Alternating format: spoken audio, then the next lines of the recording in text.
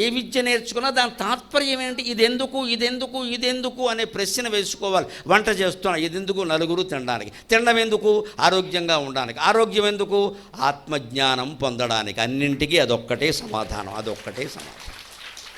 పెళ్లి చేసుకున్నాం ఎందుకు, పిల్లల్ని కనడం ఎందుకు, అన్ని సంసార నిర్వహణ అంతా ఎందుకు, దాని ద్వారా ఆత్మజ్ఞానం పొందడానికి.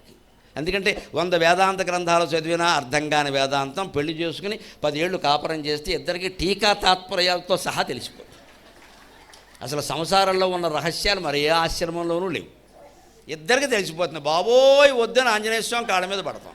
మళ్ళీ వచ్చే జన్మ కూడా వద్దు నాయన, అసలు వద్దు, పెళ్ళే వద్దు, జన్మే వద్దు, తీసుకెళ్ళిపో చాలు, ఈ మొట్టికాయలు చాలు.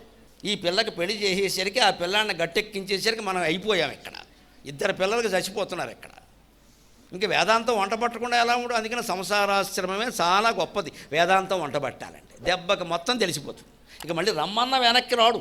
అదే బ్రహ్మచర్యం నుంచి సన్యాసానికి వెళ్ళాడు అనుకో, ఎవరో శంకరాచార్య లాంటి వాళ్ళు నిలబడతారు. కానీ మిగిలిన వాళ్ళు ఏం చేస్తారు, ఏమిటో పెళ్లి చేసుకుంటే బాగుండేది, చాలామంది ఉన్నారు అని మొదలెడతారు. ఇక్కడ వెనక్కి వస్తాడు, భ్రష్టుడు అయిపోతాడు. వీడి వల్ల పీఠం కూడా భ్రష్టమైంది.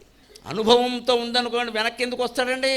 ఓసారి నాన్న తిప్పలు పడుతుంటే ఇక్కడ అనుభవం పొందాలి. అందుకని సంసారం కూడా ఎందుకు చేయాలి, మంచిది. ఎందుకు ఆత్మజ్ఞానం, అంతిమంగా ఆత్మజ్ఞానం పొందేవా లేదా?